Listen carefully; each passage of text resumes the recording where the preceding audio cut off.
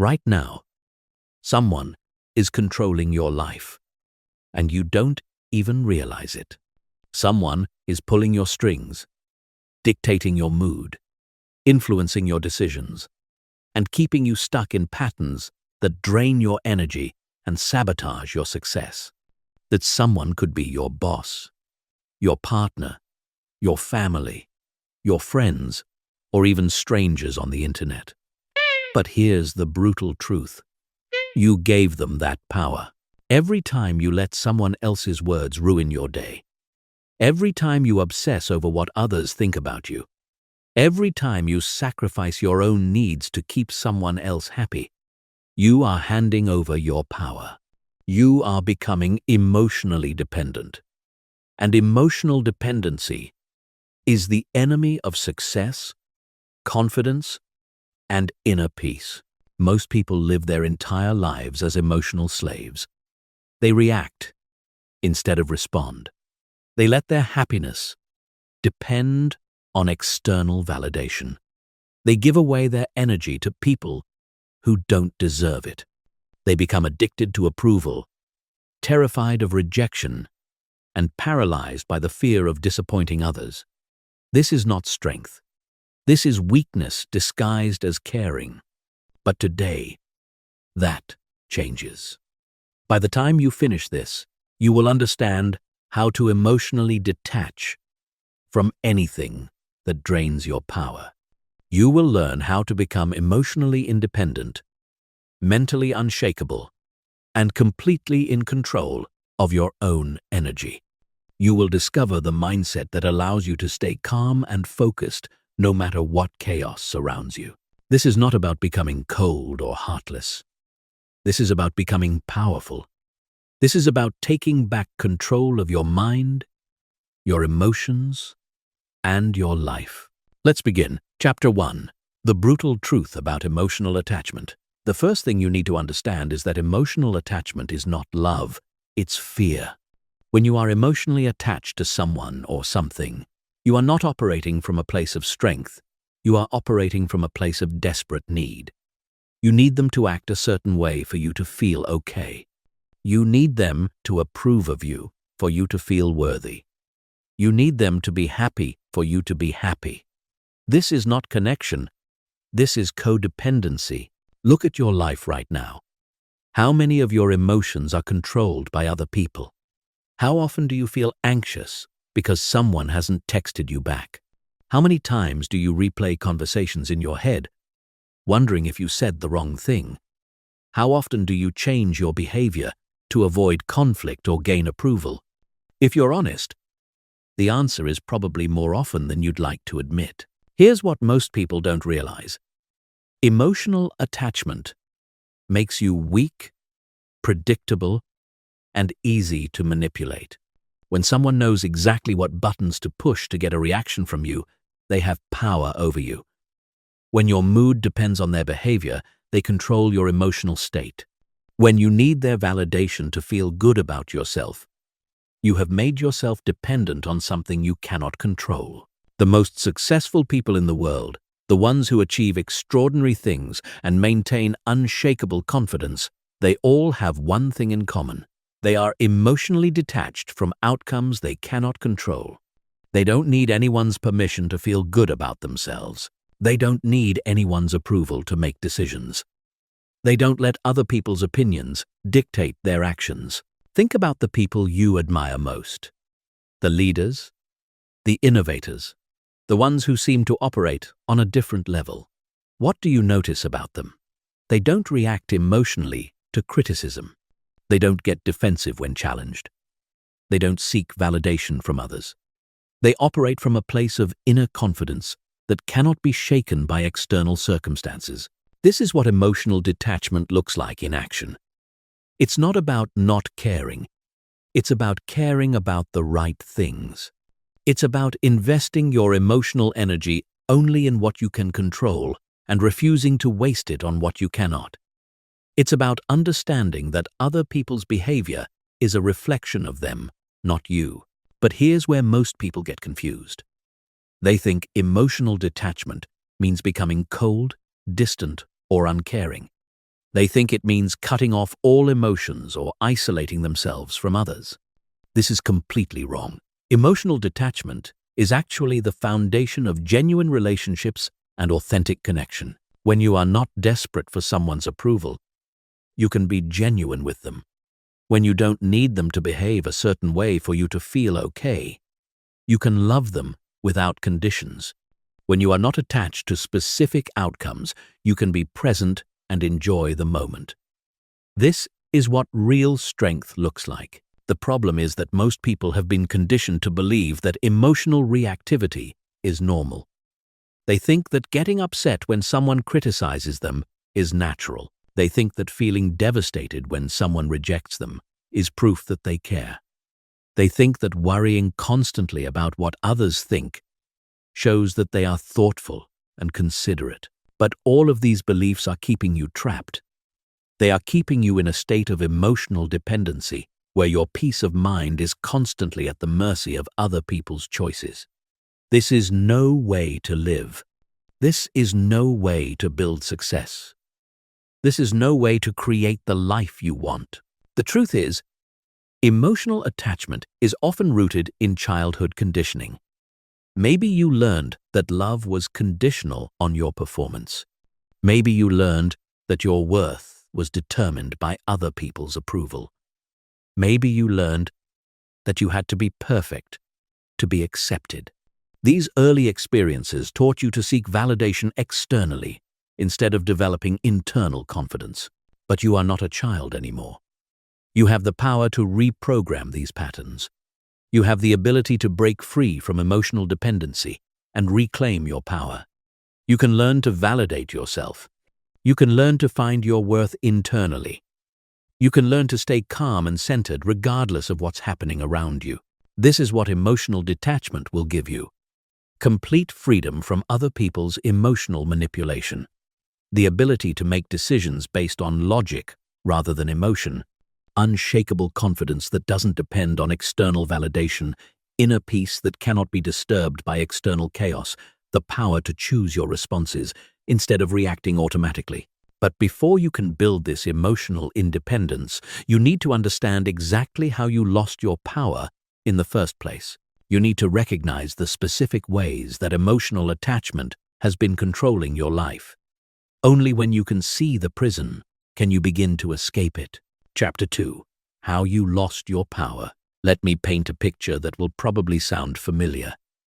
You wake up in the morning, and the first thing you do is check your phone. You're looking for messages, notifications, likes, comments, anything that will give you a hit of validation.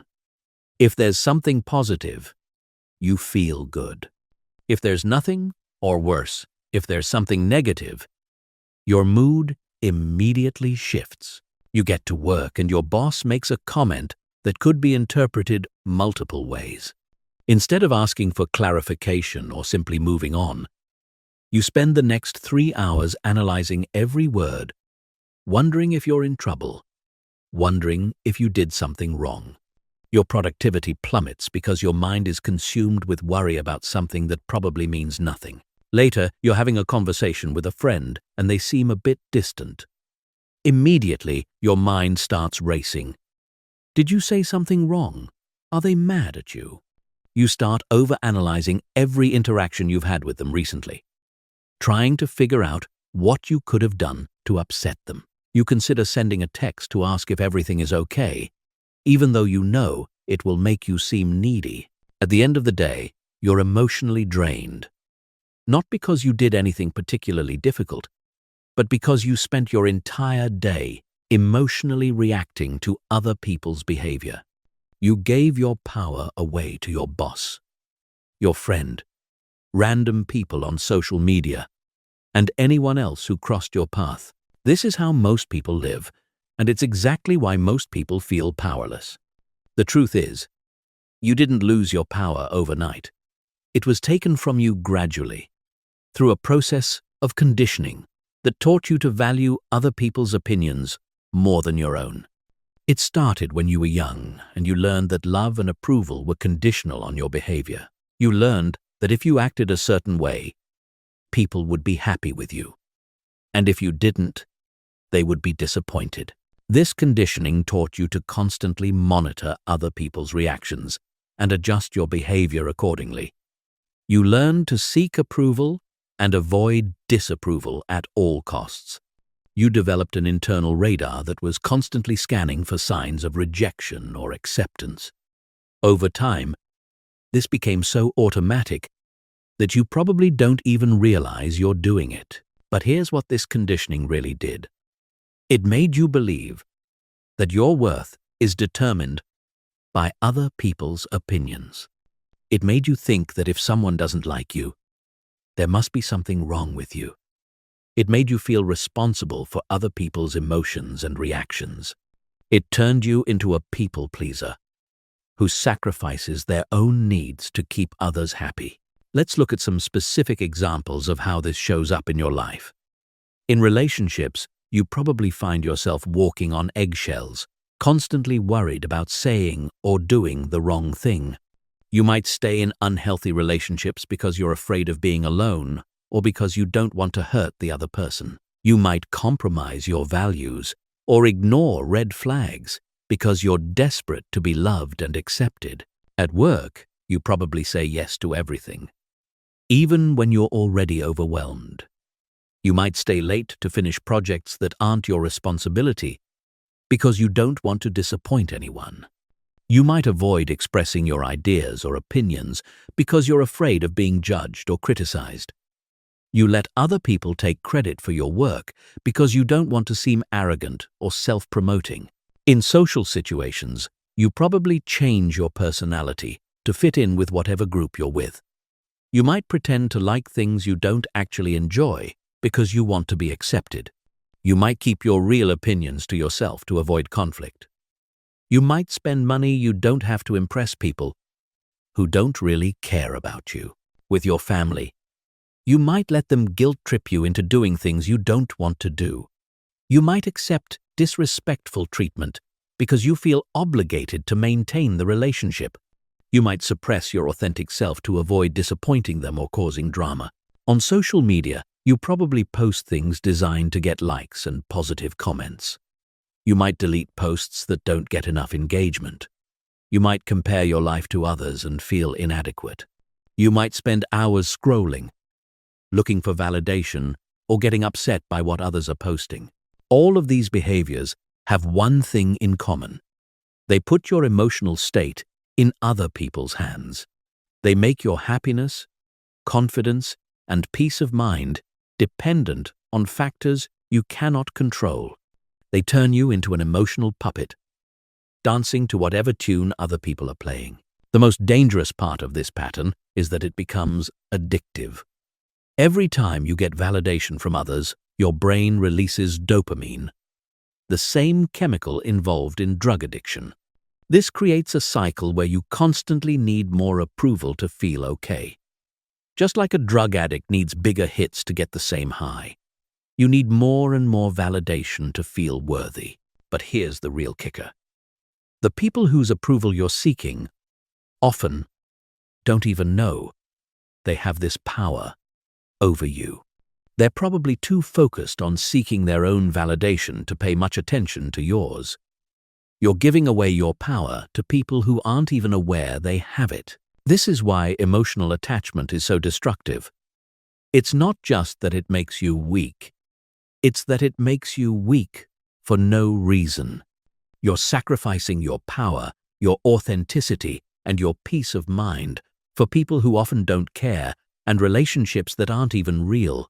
The good news is that once you understand how you lost your power, you can begin to take it back. Once you can see the patterns, you can break them. Once you recognize that you've been living according to other people's rules, you can start writing your own. Chapter 3. The Psychology of Detachment. To truly understand emotional detachment, you need to understand how your brain works. Most of your emotional reactions are not actually responding to what's happening right now. They're responding to past experiences, future fears, and unconscious programming that was installed when you were too young to question it. Your brain has a part called the amygdala, which is responsible for detecting threats and triggering fight or flight responses. This part of your brain developed when humans were living in caves and facing physical dangers on a daily basis. Back then, being rejected by the tribe could literally mean death. So your brain developed powerful mechanisms to avoid social rejection at all costs. The problem is, your amygdala can't tell the difference between a real physical threat and an emotional threat. When someone criticizes you, your brain reacts as if you're being attacked by a wild animal.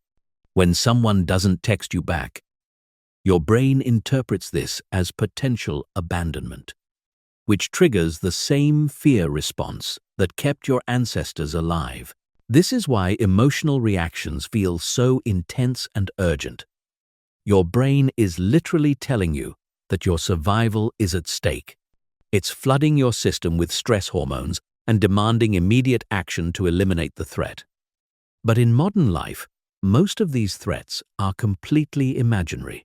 Understanding this gives you incredible power, because once you realize that your emotional reactions are often based on outdated programming rather than current reality, you can begin to question them. You can learn to pause and ask yourself, is this reaction appropriate to what's actually happening? Or am I responding to old fears and conditioning? The key to emotional detachment is developing what psychologists call metacognition, which is essentially thinking about your thinking. It's the ability to step outside of your emotional reactions and observe them objectively, like a scientist studying an interesting phenomenon. When you develop metacognition, something remarkable happens. Instead of being swept away by your emotions, you become curious about them.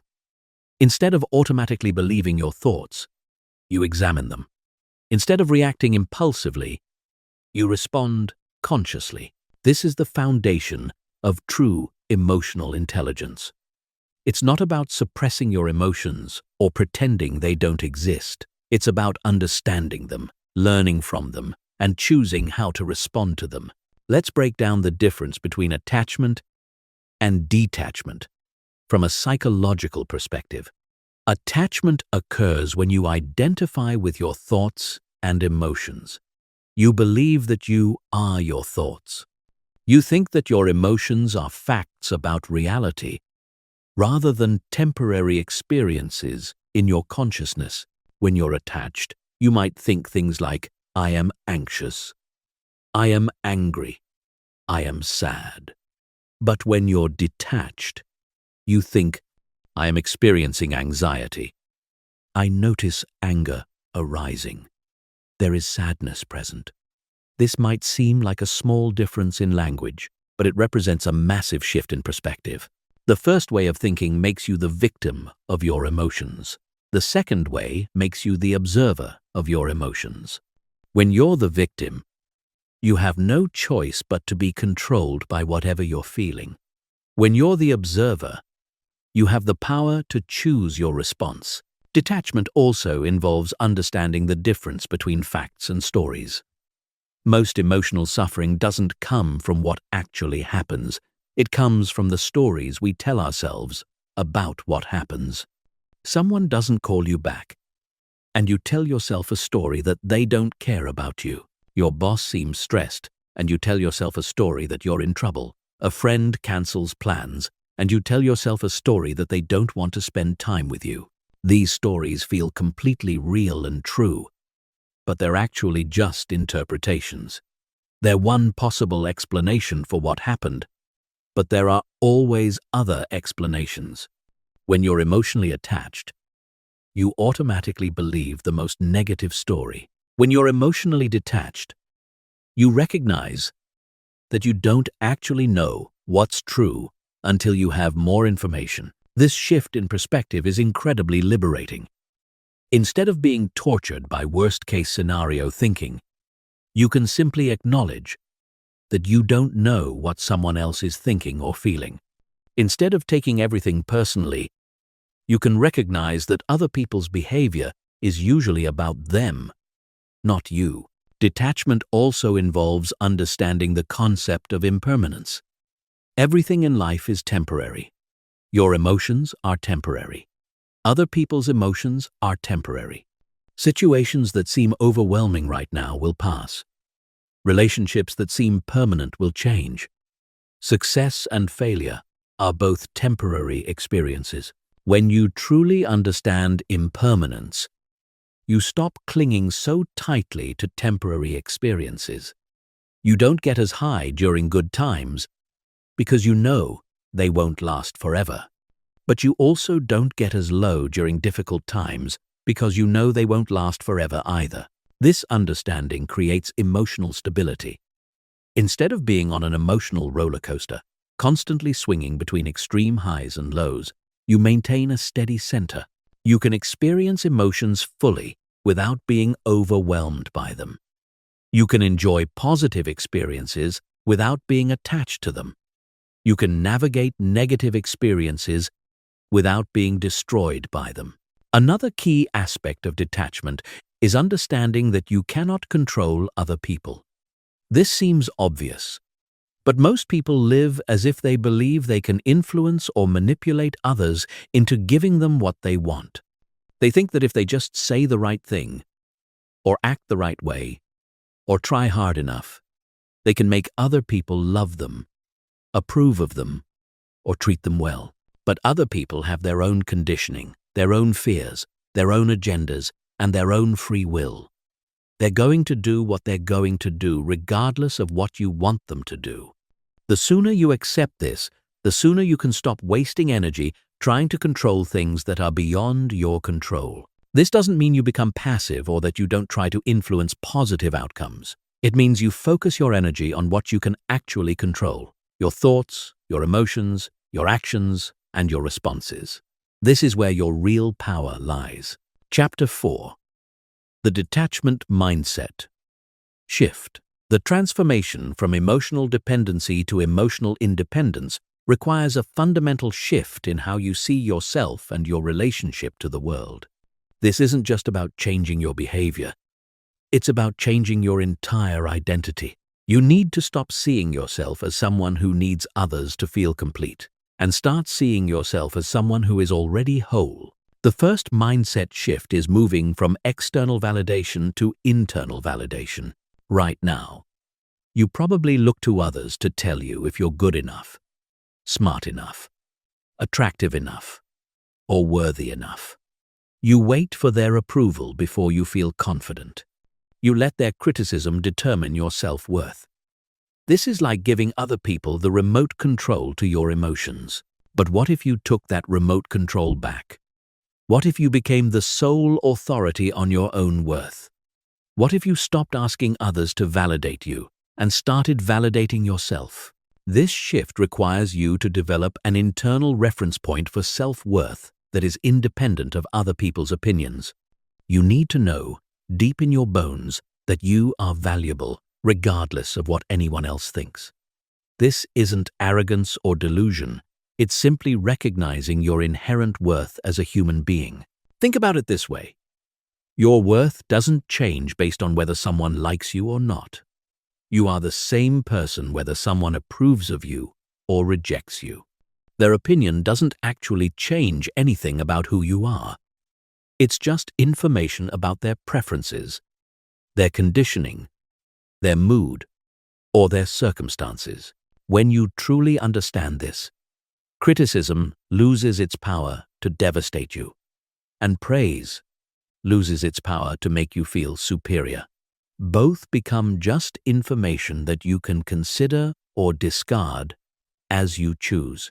The second mindset shift is moving from needing to be liked to being willing to be disliked.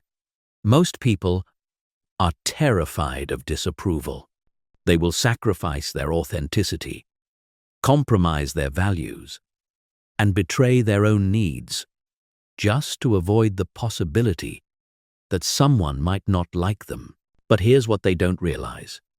Trying to be liked by everyone is a guaranteed way to be respected by no one, including yourself. When you constantly modify your behavior to gain approval, you become a chameleon with no authentic identity. People can sense this desperation, and it actually makes you less likable, not more. The people who command the most respect and admiration are those who are willing to be themselves regardless of whether others approve. They have strong boundaries, clear values, and the courage to stand by their convictions even when it's unpopular. This doesn't mean you should try to be disliked, or that you should be rude or inconsiderate.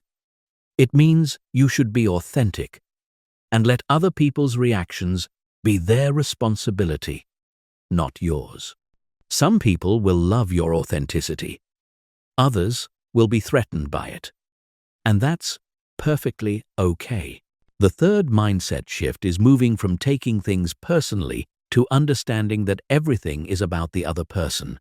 When someone is rude to you, it's not because you did something wrong, it's because they're having a bad day, or they're dealing with their own issues, or they learned unhealthy communication patterns from their past. When someone rejects you, it's not because you're not good enough, it's because you're not compatible with what they're looking for right now.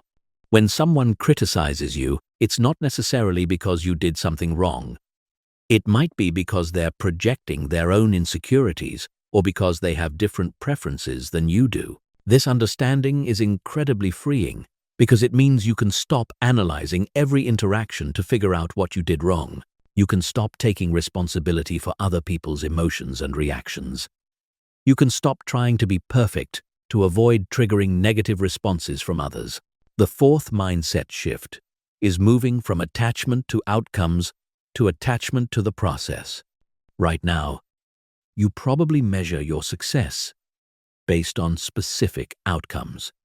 Whether you get the job, whether the person likes you back, whether your project succeeds, whether people approve of your choices.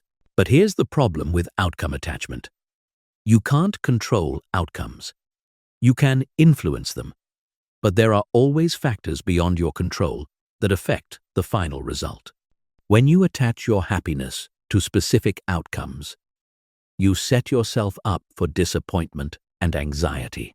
Instead, attach your satisfaction to things you can control. The effort you put in, the quality of your work, how well you communicate, how authentic you are, how much you learn and grow from the experience. These are things that are entirely within your power. When you shift your focus from outcomes to process, you become more resilient, more confident, and paradoxically, more likely to achieve positive outcomes. You're not paralyzed by the fear of failure because your worth isn't tied to succeeding. You're free to take risks, be creative, and push yourself to grow. The fifth mindset shift is moving from scarcity to abundance. Many of your attachment patterns are rooted in scarcity thinking, the belief that there's not enough love, approval, opportunities, or success to go around. This makes you desperate to hold on to whatever you have and terrified of losing it. But what if you operated from abundance instead? What if you believed that there are unlimited opportunities for connection, success, and fulfillment? What if you trusted that if one person doesn't appreciate you, there are billions of others who might? What if you knew that if one opportunity doesn't work out, there will be others? Abundance thinking makes you more attractive to others because you're not needy or desperate. It makes you more generous because you're not afraid of giving away what you have. It makes you more confident because you're not worried about losing what you currently possess. The sixth mindset shift is moving from being reactive to being proactive. Right now, you probably spend a lot of time reacting to what other people do or say. Someone makes a comment, and you react. Someone doesn't respond to your text, and you react. Someone achieves something you want, and you react. But what if you stopped reacting and started acting based on your own values and goals? What if you stopped letting other people's behavior dictate your mood and started creating your own emotional state?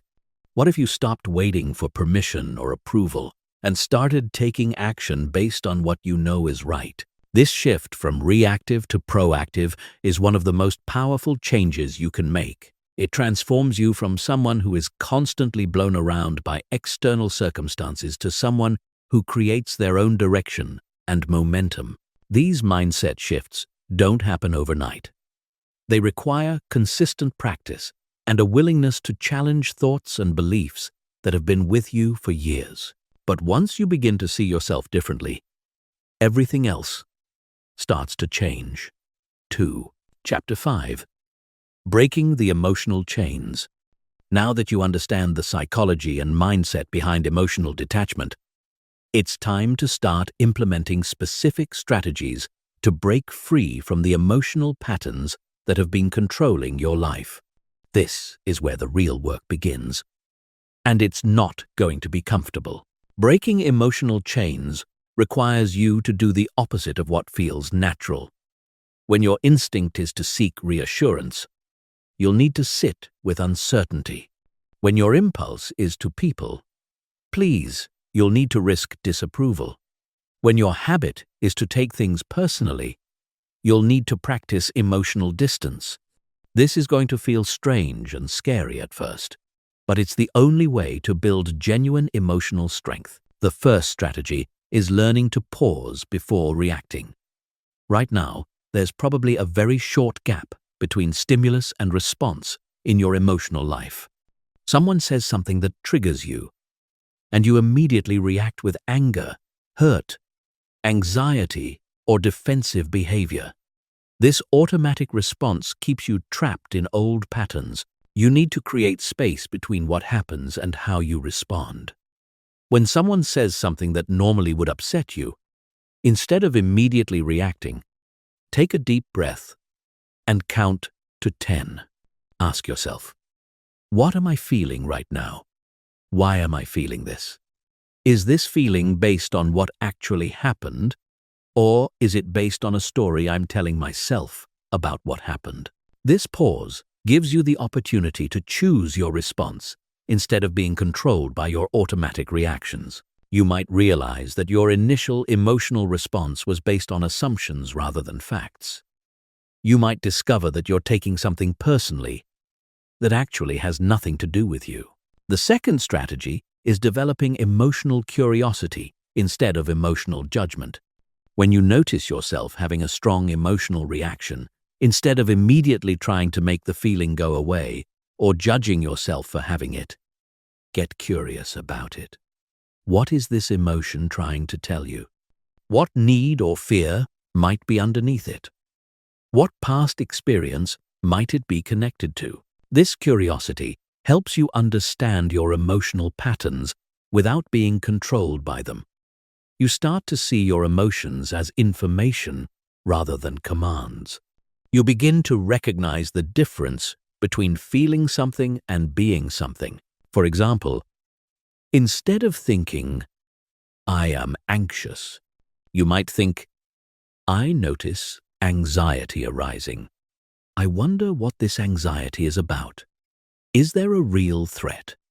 Or is my brain just trying to protect me from something that isn't actually dangerous? The third strategy is practicing the art of non-reaction.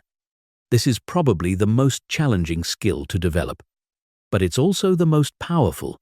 Non-reaction means staying calm and centered when others are trying to provoke an emotional response from you. When someone criticizes you, insults you, tries to make you jealous, or attempts to manipulate you emotionally, your goal is to remain completely unaffected. This doesn't mean you ignore them or pretend nothing happened. It means you don't give them the emotional reaction they're looking for. Start practicing this in low-stakes situations. If someone makes a sarcastic comment, don't take the bait. If someone tries to start an argument, don't engage. If someone attempts to guilt-trip you, acknowledge what they said without becoming defensive or feeling guilty. The more you practice non-reaction, the more you'll realize how often people are unconsciously trying to get emotional reactions from others. They're seeking attention, trying to feel powerful, or attempting to validate their own emotional state by getting others to feel the same way they do. The fourth strategy is setting and maintaining clear emotional boundaries. Boundaries are not walls that keep people out. They're guidelines that teach people how to treat you. Right now, you probably have very weak boundaries, which means people can manipulate your emotions whenever they want to. Strong emotional boundaries mean you don't accept responsibility for other people's feelings. You don't let other people's moods determine your mood. You don't allow others to guilt trip or manipulate you.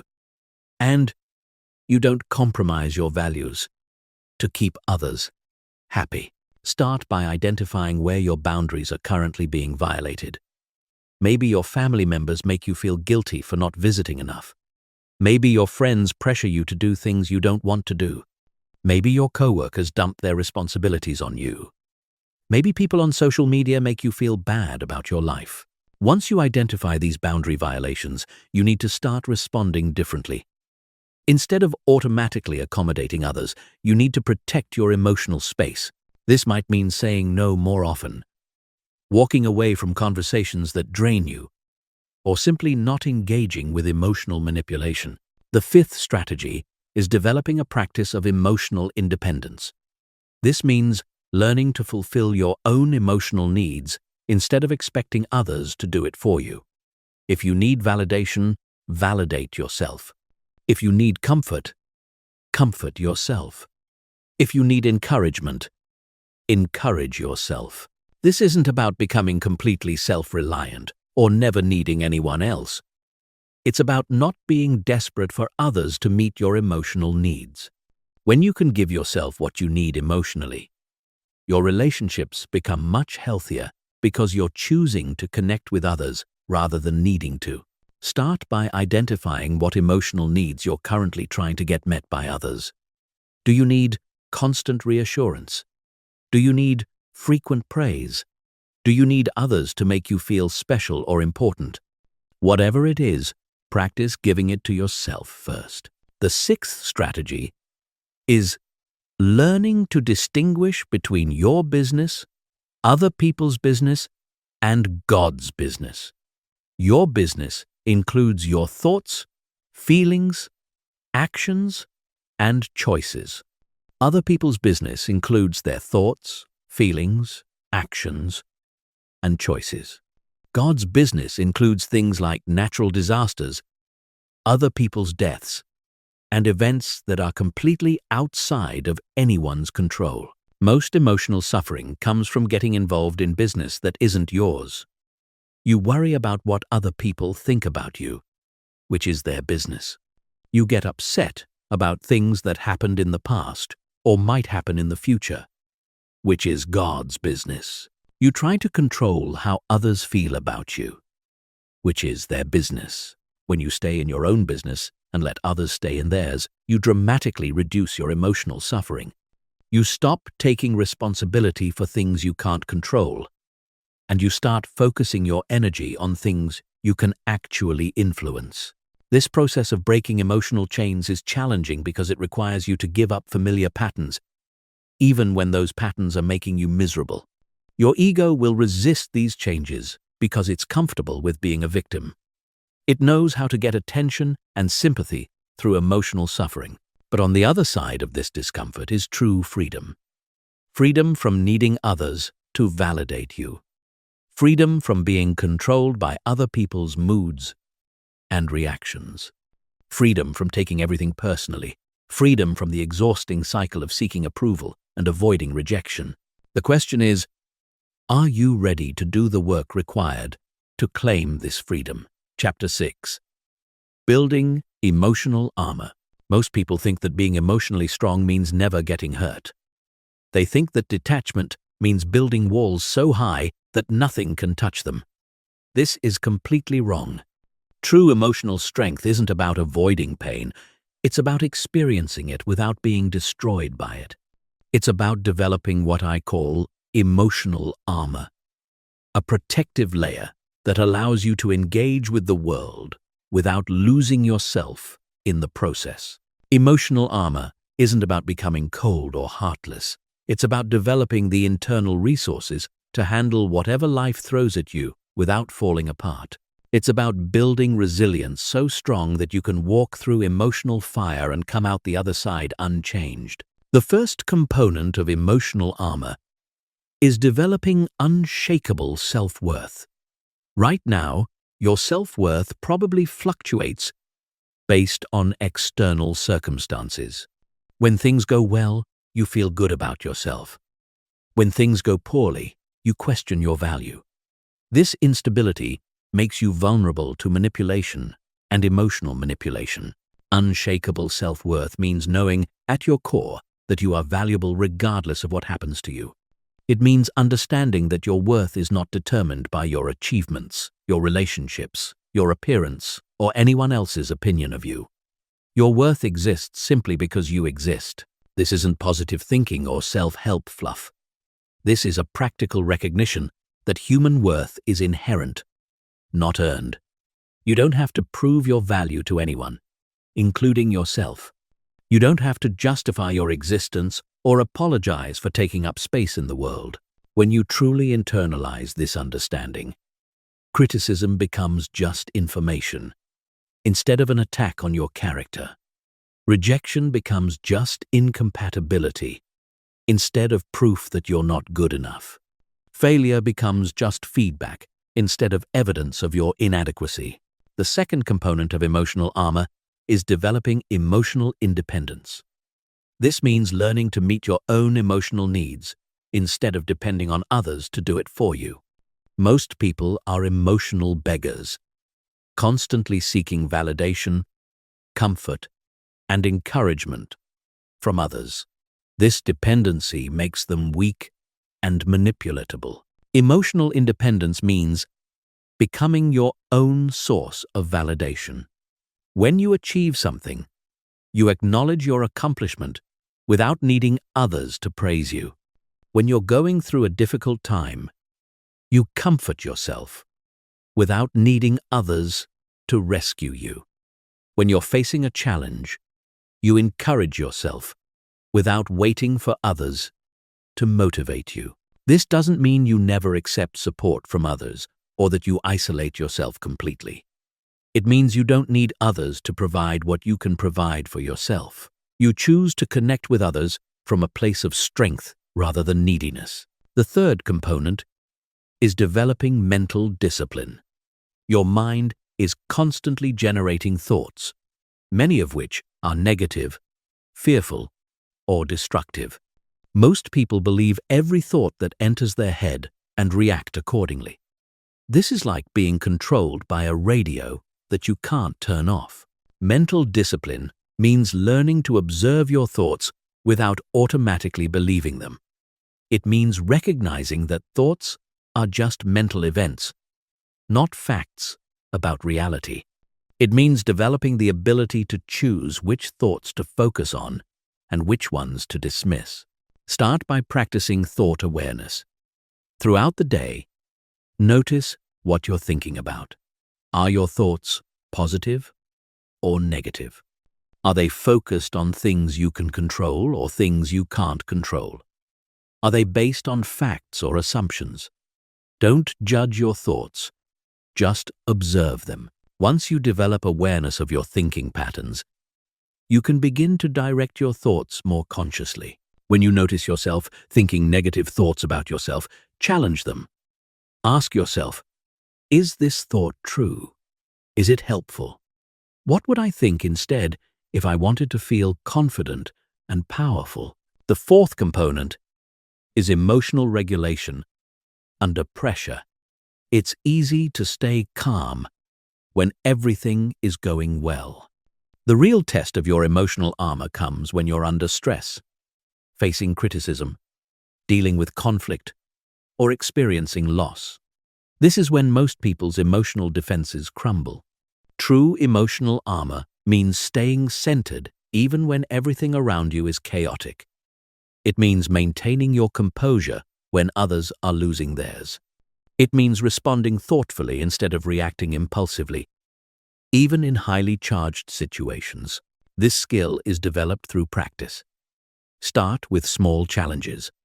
When someone cuts you off in traffic, practice staying calm instead of getting angry. When someone makes a rude comment, practice not taking it personally. When you don't get something you want, practice accepting the outcome without becoming bitter. The fifth component is developing selective vulnerability.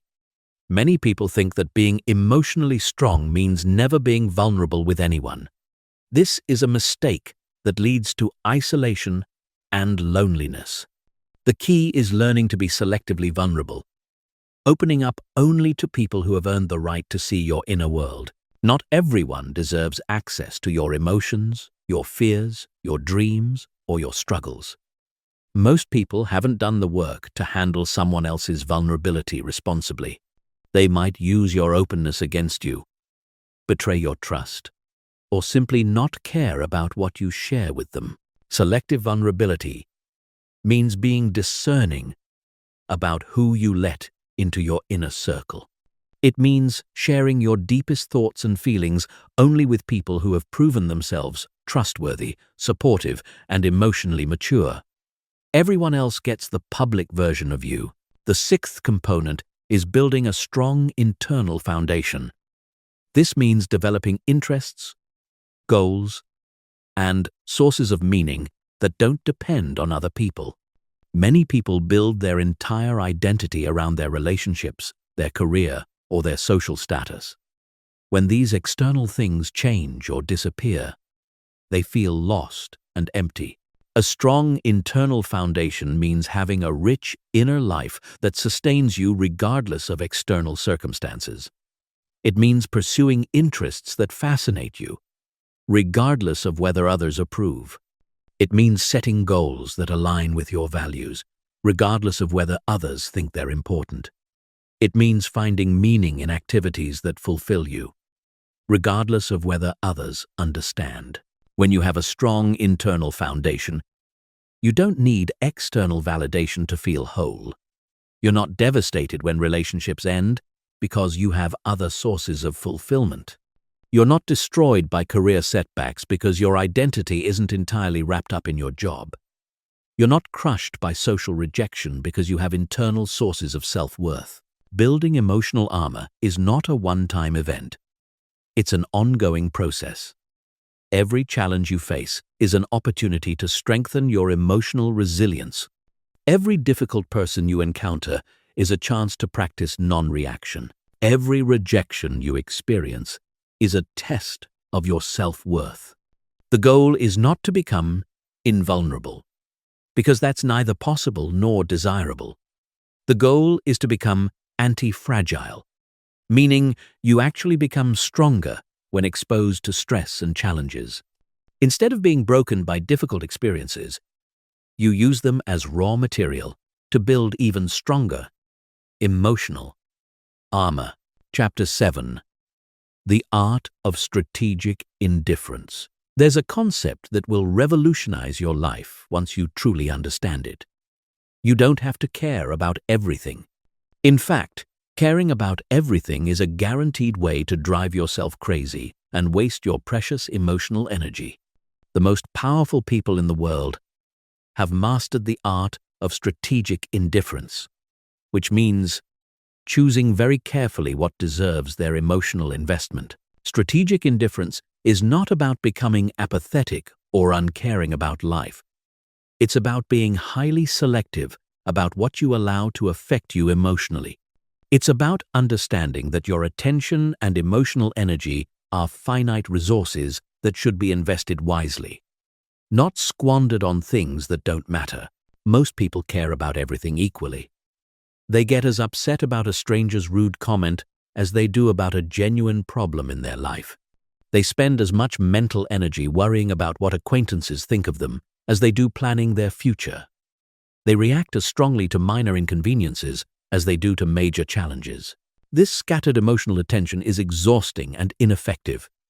It's like trying to light up an entire city with a single light bulb instead of focusing that energy where it can have the most impact. When you care about everything, you care about nothing effectively. Strategic indifference requires you to develop a hierarchy of what matters in your life. At the top of this hierarchy are things that directly impact your well-being, your goals, your values, and the people you truly care about. At the bottom are things that have no real impact on your life, but that you've been conditioned to worry about anyway. Let's start with what doesn't deserve your emotional energy. Other people's opinions of you. Unless those people are directly relevant to your life or goals. Random criticism from strangers or acquaintances. Social media drama that doesn't affect you personally. Other people's lifestyle choices that have no impact on you. Past mistakes that you can't change. Future scenarios that may never happen. The list of what you shouldn't care about is much longer than most people realize. You don't need to have an opinion about every political issue, every social controversy, or every celebrity scandal. You don't need to be upset about every injustice in the world or every problem that exists. You don't need to feel guilty about not being involved in every cause or not caring about every issue. This doesn't make you selfish or callous. It makes you focused. It allows you to direct your emotional energy toward things where you can actually make a difference instead of spreading it so thin that it becomes meaningless. Now let's talk about what does deserve your emotional investment. Your personal growth and development. Your closest relationships with family and friends who genuinely care about you. Your goals and dreams that align with your values. Your health and well-being. Issues that directly affect your life or the lives of people you care about. Even within these categories, you need to be selective. Not every goal deserves the same level of emotional investment. Not every relationship requires the same amount of energy. Not every health issue warrants the same level of concern. The key is learning to calibrate your emotional response to match the actual importance of each situation. A minor disagreement with a friend shouldn't generate the same emotional intensity as a major life decision. A small setback in your career shouldn't create the same level of stress as a serious health problem. This calibration requires practice and self-awareness. Most people have poor emotional calibration because they've never consciously thought about it. They react to everything at the same emotional intensity level, which leaves them constantly drained and overwhelmed.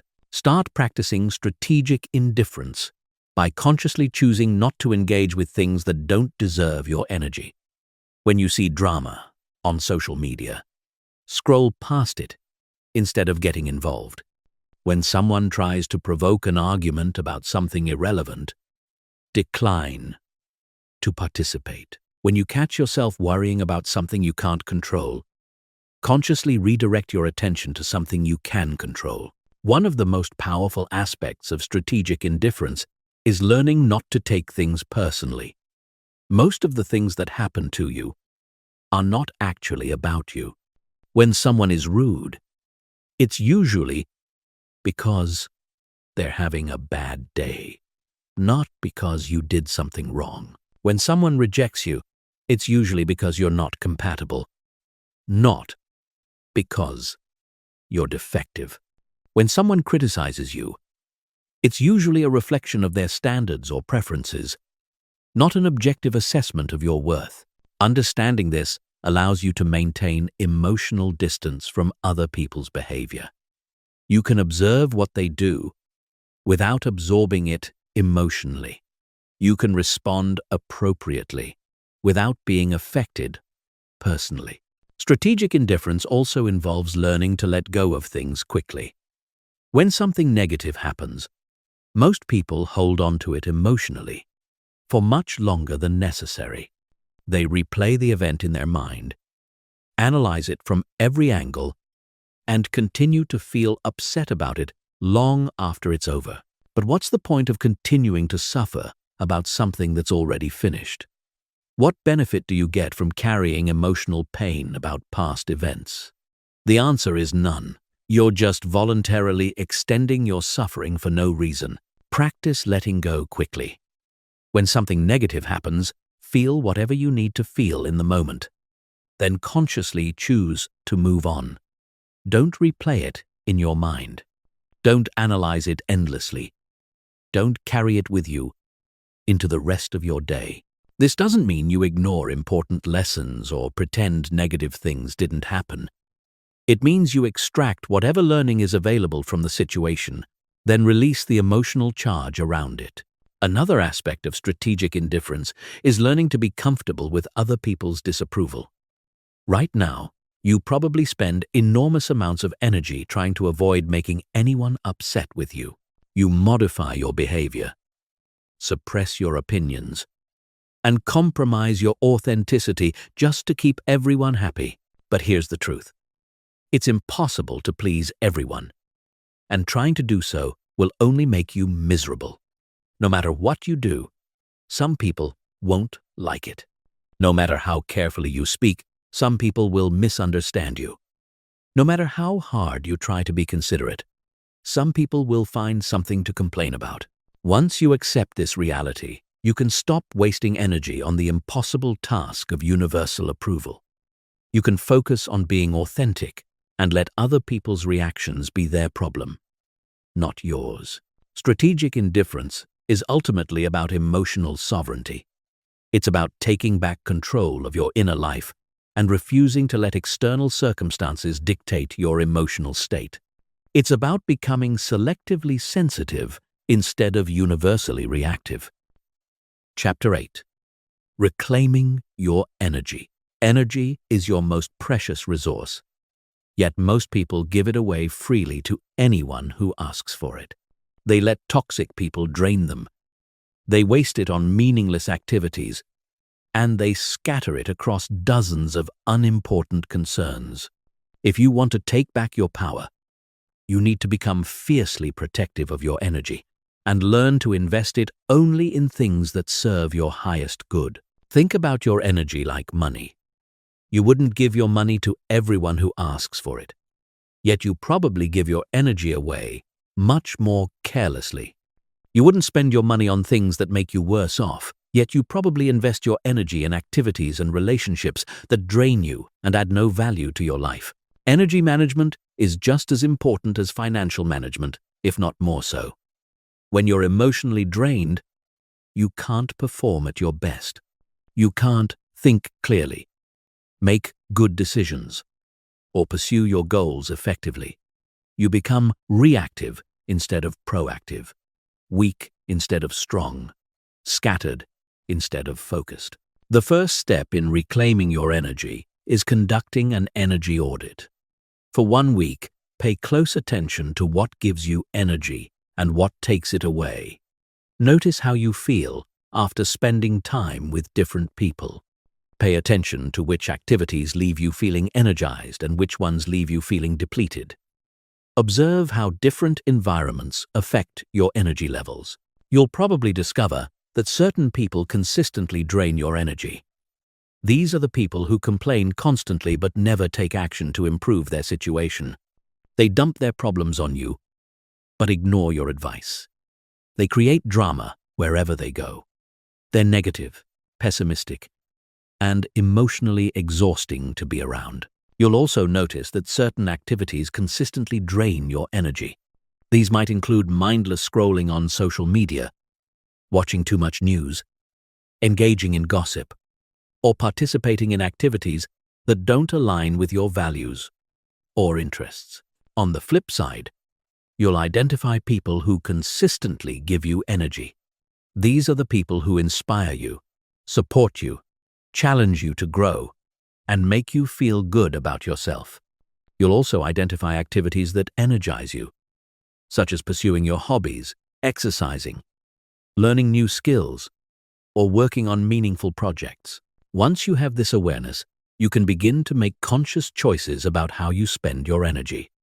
This means spending more time with energy-giving people and less time with energy-draining people. It means engaging in more activities that energize you and fewer activities that deplete you. But here's where most people struggle. They feel guilty about protecting their energy. They think it's selfish to avoid negative people or to say no to energy-draining activities. They believe they have an obligation to be available to everyone who wants their time and attention. This guilt is misplaced and destructive. You are not obligated to absorb other people's negative energy. You are not responsible for fixing everyone's problems or being everyone's emotional support system. You are not required to sacrifice your well-being to make others feel better.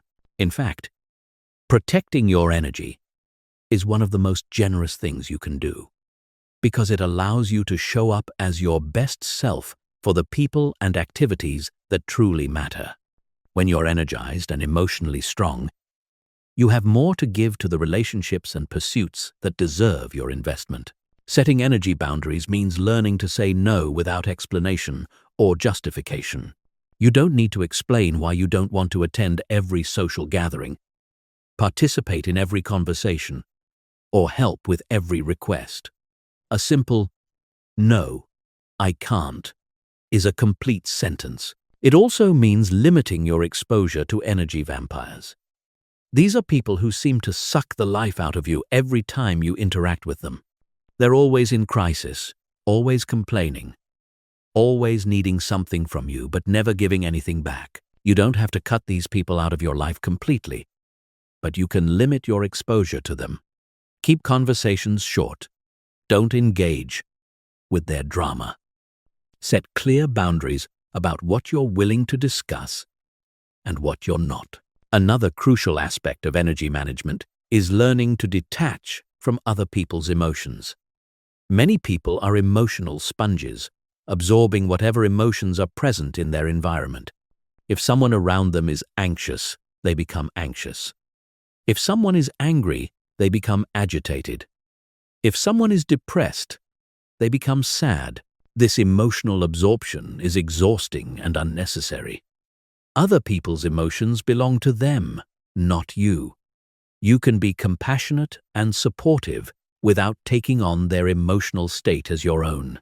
Practice emotional boundaries by consciously choosing not to absorb other people's emotions. When you notice yourself starting to feel whatever someone else is feeling, pause and remind yourself that their emotions are their responsibility, not yours.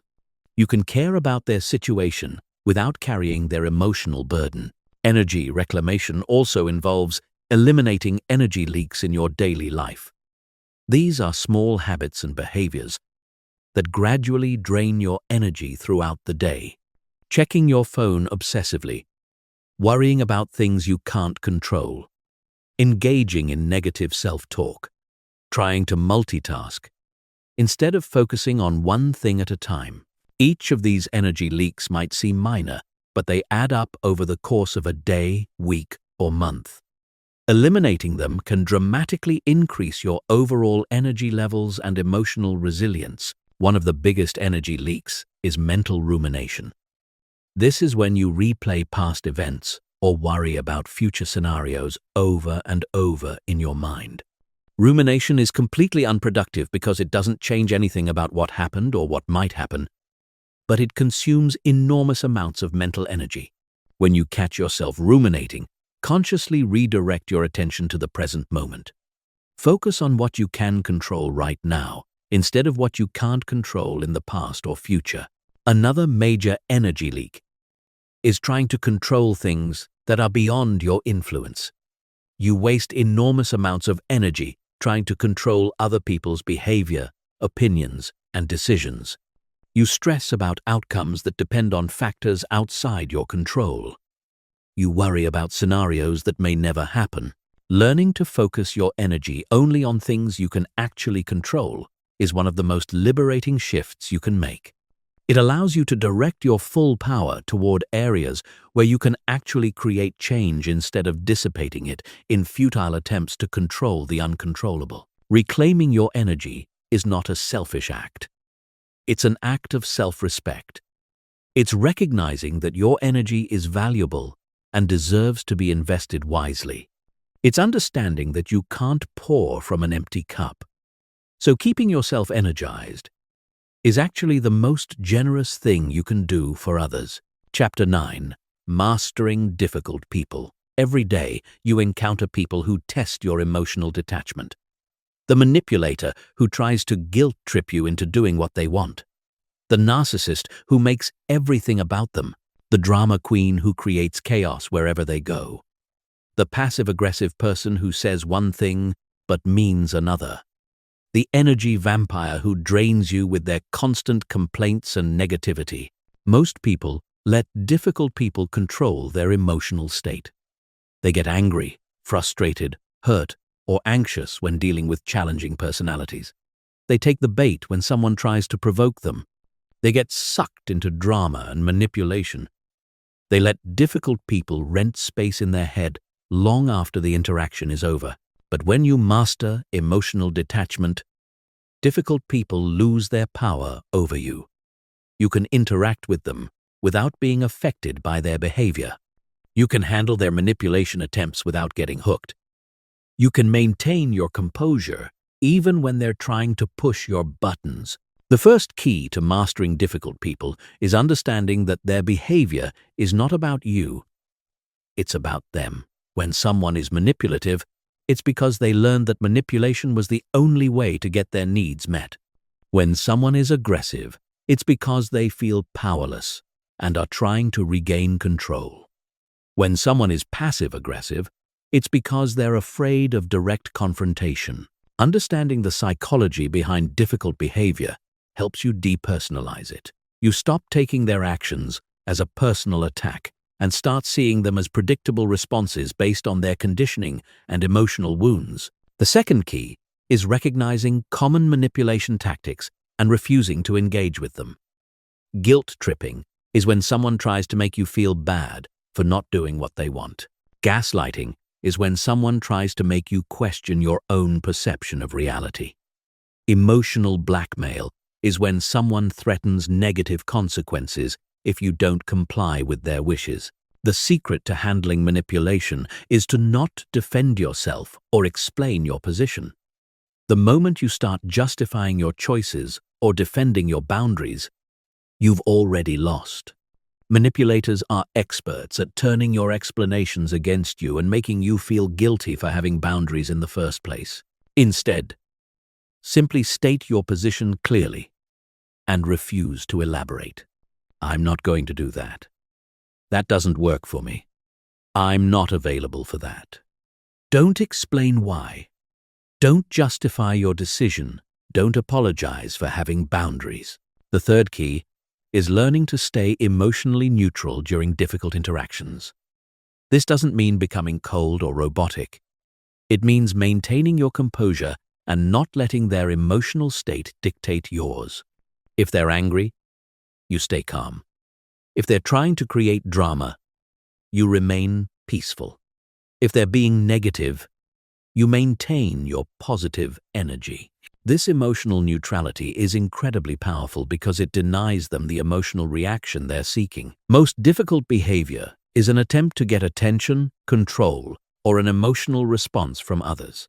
When you refuse to give them what they're looking for, their behavior often stops because it's no longer serving its purpose. The fourth key is setting and enforcing clear boundaries.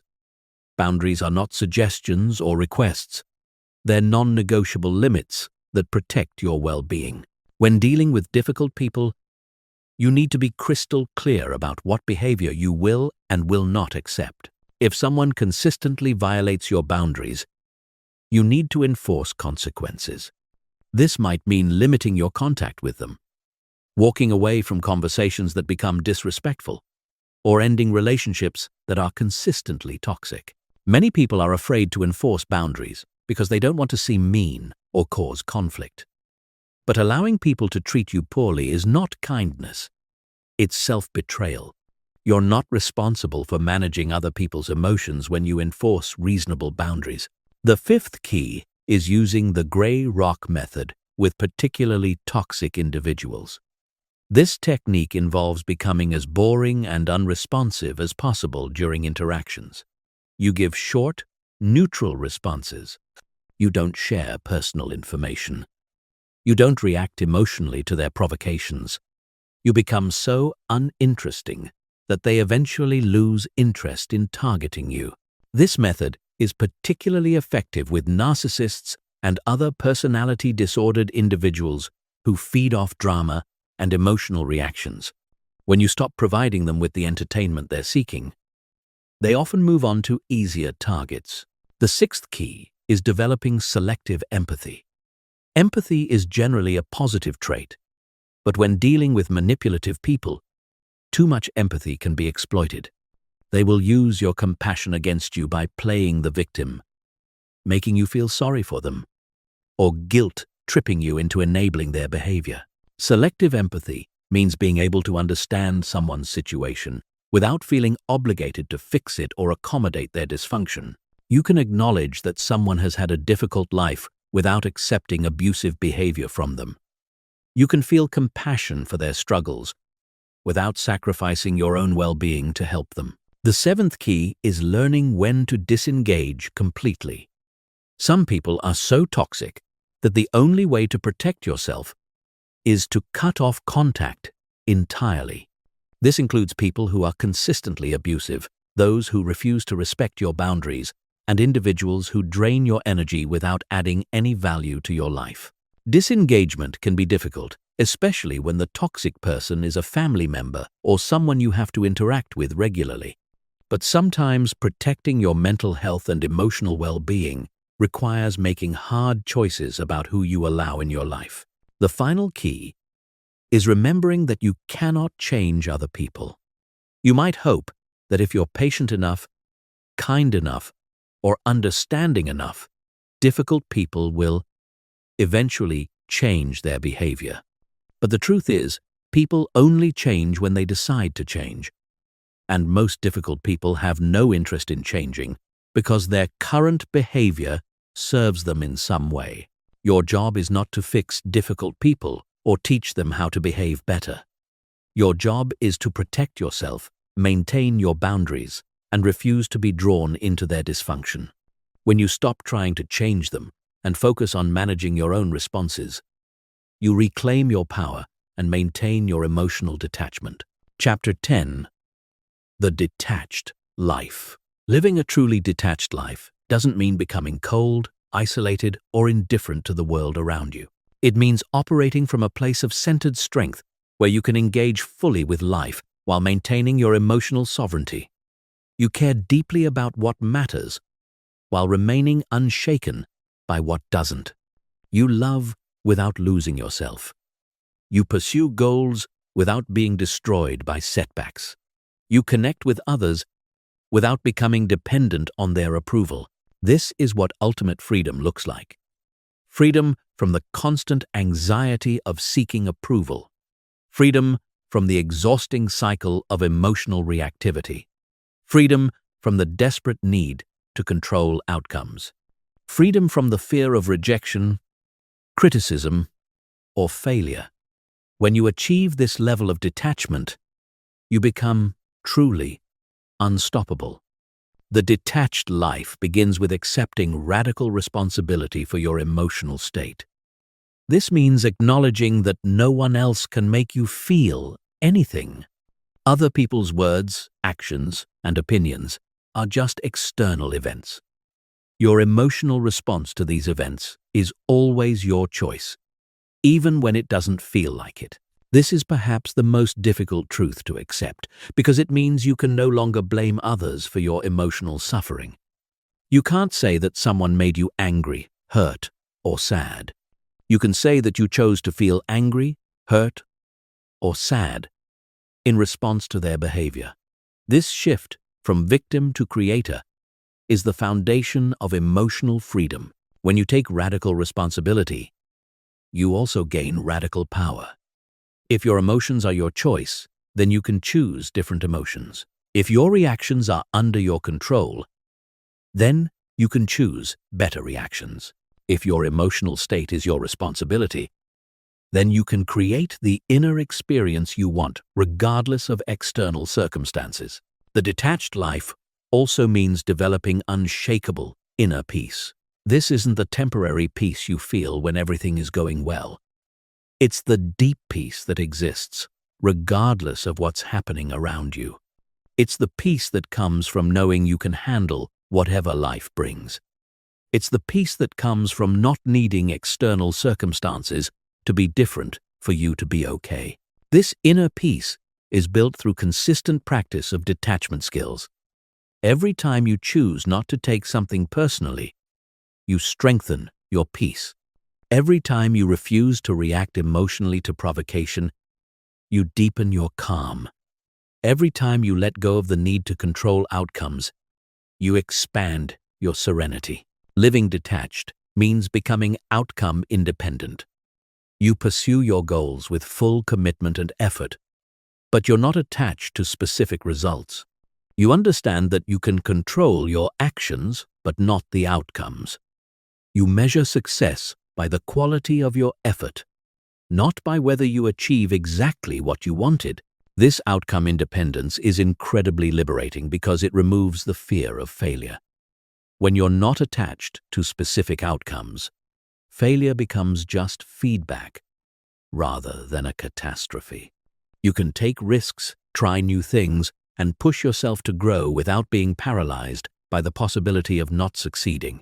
The detached life also involves cultivating selective engagement. You choose carefully where to invest your time, energy, and attention. You engage deeply with people and activities that align with your values and support your growth. You politely disengage from people and situations that drain you or distract you from your priorities. This selectivity is not selfishness, it's wisdom. You recognize that your resources are finite and should be invested where they can have the greatest positive impact. You understand that saying yes to everything means saying no to what's most important. In relationships, detachment allows for deeper connection. Paradoxically, when you're not desperate for someone's approval, you can be authentic with them.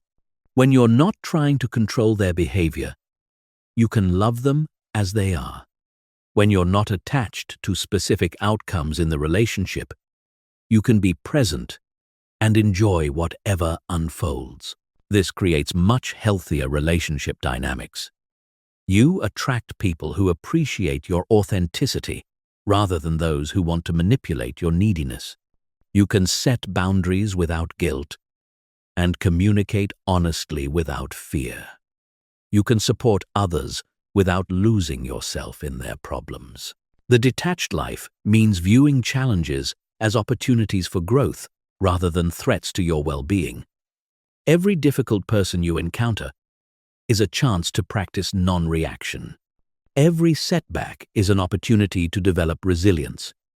Every criticism is a chance to strengthen your self-worth. Every rejection is practice for not taking things personally. This reframing transforms your entire relationship with adversity. Instead of trying to avoid challenges, you welcome them as training for your emotional strength. Instead of being devastated by setbacks, you're curious about what they can teach you. Instead of fearing criticism, you're interested in whatever useful information it might contain. Living detached also means maintaining perspective on the temporary nature of everything. Good times will pass, but so will bad times. Success will come and go, but so will failure. People will enter your life and leave it. Circumstances will constantly change. Understanding this impermanence helps you avoid getting too attached to temporary experiences. When good things happen, you enjoy them fully while they're present, but don't cling to them desperately. When bad things happen, you deal with them effectively while remembering that they won't last forever.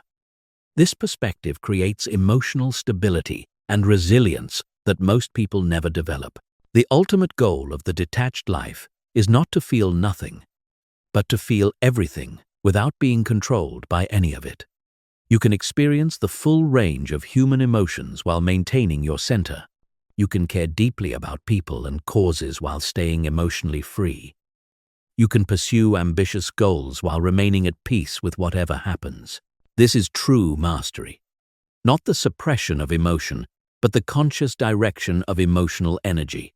Not the avoidance of connection, but the creation of connection from strength rather than neediness.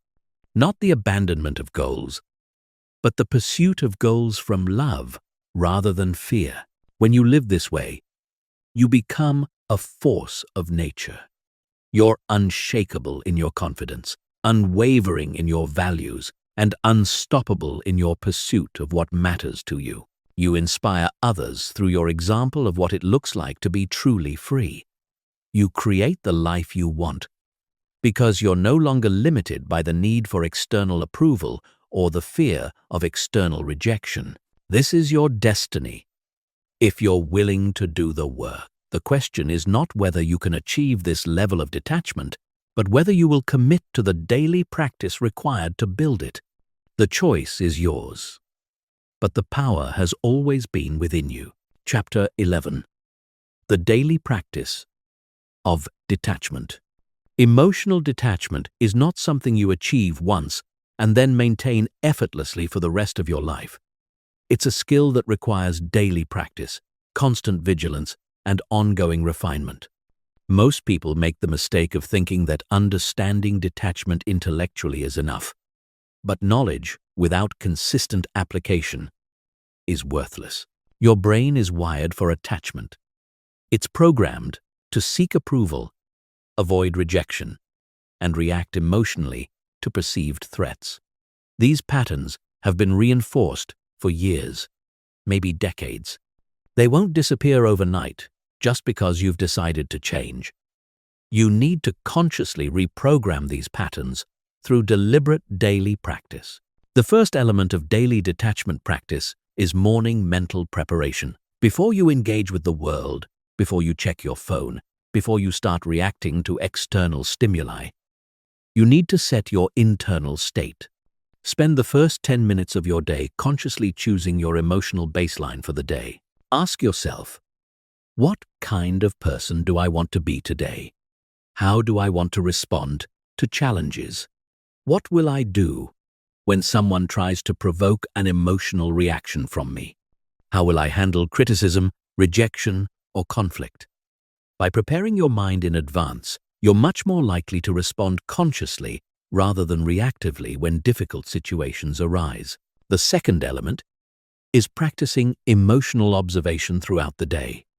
Set reminders on your phone to check in with yourself every few hours. Ask, what am I feeling right now? Why am I feeling this? Is this emotion based on facts or assumptions? Am I taking something personally that isn't actually about me? Am I trying to control something outside my influence? This regular self-monitoring helps you catch attachment patterns before they spiral out of control. Instead of getting swept away by emotions and realizing hours later that you've been controlled by external circumstances, you can intervene in real time and choose a different response. The third element is deliberate exposure practice. Just like building physical strength requires progressively challenging your muscles, building emotional strength requires progressively challenging your detachment skills. Look for opportunities to practice non-reaction, boundary setting, and emotional independence. Start small. If you usually check social media obsessively, practice going an hour without checking. If you typically seek validation after accomplishing something, practice acknowledging your achievement privately without sharing it. If you normally take criticism personally, practice hearing it as information instead of an attack. The fourth element is evening reflection and adjustment. Before you go to bed, review your day from a detachment perspective. When did you react emotionally instead of responding consciously? When did you seek external validation instead of relying on internal confidence? When did you take something personally that wasn't about you? Don't judge yourself harshly for these moments. They're learning opportunities. Ask yourself, what can I do differently tomorrow? What patterns do I notice? What triggers do I need to be more aware of? This reflection helps you continuously improve your emotional detachment skills. The fifth element is surrounding yourself with reminders and support systems. Your environment shapes your behavior more than you realize. If you're constantly surrounded by reactive, emotionally dependent people, you'll find it much harder to maintain detachment. If your social media feed is full of drama and validation seeking, you'll be pulled back into old patterns. Curate your environment intentionally. Follow accounts that promote emotional intelligence and personal growth. Spend more time with people who model healthy boundaries and emotional independence. Read books and listen to content that reinforces detachment principles. Create visual reminders in your space that prompt you to stay centered and non-reactive. The sixth element is regular mental conditioning through visualization. Professional athletes use mental rehearsal to prepare for high-pressure situations. You can use the same technique to prepare for emotional challenges. Spend a few minutes each day visualizing yourself handling difficult situations with perfect detachment. Imagine someone criticizing you and you responding with calm confidence. Visualize receiving rejection and feeling completely unaffected. See yourself setting boundaries firmly but kindly. Picture yourself staying centered during conflict or chaos. This mental rehearsal programs your subconscious to respond the way you want when these situations actually occur. The seventh element is studying your own patterns with scientific curiosity. Keep a journal of your emotional reactions and triggers. Notice patterns. Do you always get defensive with certain types of people? Do you always seek validation in specific situations? Do you always take certain kinds of feedback personally? Understanding your patterns gives you power over them. Once you know exactly when and how you tend to lose your detachment, you can prepare for those situations and choose different responses. The most important thing to understand about daily detachment practice is that it's a marathon, not a sprint. Some days you'll feel completely centered and unshakable. Other days you'll react emotionally to things that normally wouldn't bother you. This is normal and expected. The goal is not perfection, it's progress. Every time you choose to pause instead of react, every time you refuse to take something personally, every time you maintain your boundaries under pressure, you're strengthening your emotional detachment muscles. Over time, these responses become more automatic and natural. Remember that people around you may resist your emotional detachment, especially if they're used to being able to manipulate your emotions. They might try harder to provoke reactions when their old tactics stop working. They might accuse you of being cold or uncaring when you stop absorbing their emotional states. This resistance is actually evidence that your detachment practice is working. Don't let other people's reactions pull you back into old patterns. Stay committed to your growth even when it makes others uncomfortable. The daily practice of detachment is ultimately about becoming the person you want to be regardless of external circumstances. It's about developing such strong inner stability that nothing outside of you can shake your core peace and confidence. This is not just a nice idea. It's a trainable skill that will transform every aspect of your life if you commit to practicing it consistently. Chapter 12. Detached relationships. One of the biggest misconceptions about emotional detachment is that it means becoming cold, distant, or incapable of love. People think that if you're not emotionally reactive, you can't form deep connections. This is completely wrong. Detached relationships are actually the healthiest, most fulfilling relationships possible because they're based on choice rather than neediness, on love rather than fear, on mutual respect rather than emotional manipulation. Most relationships are built on emotional dependency. People stay together because they're afraid of being alone, because they need someone to validate them, because they've become addicted to the emotional highs and lows of drama. They confuse intensity with intimacy, jealousy with love, and possessiveness with caring. Detached relationships are different. They're characterized by emotional independence, where both people can be happy and fulfilled on their own, but choose to share their lives because they genuinely enjoy each other's company. There's no desperation, no manipulation, no walking on eggshells to avoid conflict. In a detached relationship, you love the other person for who they are, not for what they do for you. You don't try to change them or control their behavior. You don't take their moods personally or feel responsible for their happiness. You support them without losing yourself in their problems. The first principle of detached relationships is maintaining your individual identity. Too many people lose themselves in relationships. They stop pursuing their own interests, abandon their personal goals, and mold themselves into whatever they think their partner wants. This creates an unhealthy dynamic, where one or both people become dependent on the relationship for their sense of self.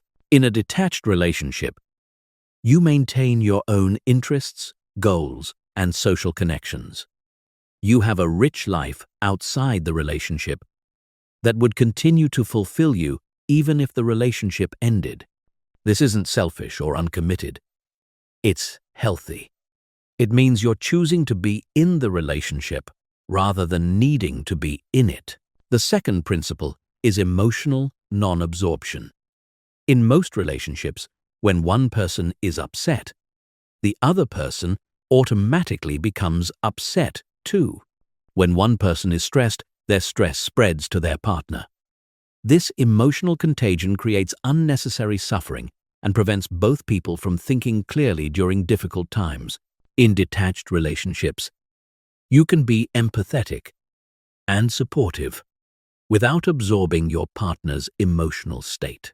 If they're having a bad day, you can listen and offer support without letting their mood ruin your day. If they're anxious about something, you can help them problem solve without becoming anxious yourself. The third principle is outcome independence in the relationship itself. This means you're fully committed to giving your best to the relationship while being emotionally prepared for any outcome, including the relationship ending. This might sound contradictory, but it's actually what makes true commitment possible. When you're attached to the relationship continuing at all costs, you become willing to compromise your values, ignore red flags, and accept poor treatment just to avoid the possibility of breakup. But when you're outcome independent, you can be authentic, set boundaries, and address problems honestly because you're not afraid of the relationship ending if it's not truly compatible. The fourth principle is refusing to engage in emotional manipulation or drama. Healthy relationships shouldn't feel like emotional roller coasters. If your partner tries to guilt trip you, give you the silent treatment, threaten to leave when they don't get their way, or use any other manipulative tactics, you don't play along. In detached relationships, you communicate directly and honestly. When there's conflict, you address it rationally without attacking each other's character or bringing up past grievances. You focus on solving problems rather than winning arguments or making each other feel bad. The fifth principle is accepting your partner as they are rather than trying to change them. Most relationship problems come from one or both people trying to turn their partner into someone different. They think their partner would be perfect if they just lost weight, made more money, were more social, were less social, or changed some other fundamental aspect of themselves. Detached relationships are based on acceptance. You love your partner for who they are right now, not for who they might become if they change. If there are fundamental incompatibilities, you address them honestly rather than hoping the other person will transform to meet your expectations. The sixth principle is maintaining healthy boundaries, even in intimate relationships. Just because you love someone doesn't mean they have unlimited access to your time, energy, or emotional space. Just because you're in a relationship doesn't mean you have to tolerate disrespectful behavior or sacrifice your own well-being. Boundaries in relationships might include maintaining your own friendships and interests, not allowing your partner to speak to you disrespectfully, keeping some aspects of your life private, and not being available for every emotional crisis. These boundaries actually strengthen relationships by preventing resentment and maintaining mutual respect. The seventh principle is supporting without saving. In healthy relationships, you support your partner's growth and goals without trying to rescue them from every difficulty. You encourage them to solve their own problems rather than solving problems for them. You offer emotional support during challenging times without taking responsibility for their emotional well-being. This is particularly important when dating or married to someone who has personal issues like addiction, financial irresponsibility, or emotional instability. You can be compassionate and supportive without enabling their destructive behavior or sacrificing your own life to manage their problems. Detached relationships require both people to be emotionally mature and willing to take responsibility for their own happiness. If you're in a relationship with someone who is emotionally dependent, manipulative, or unwilling to respect boundaries, you may need to make difficult decisions about whether the relationship is healthy for you.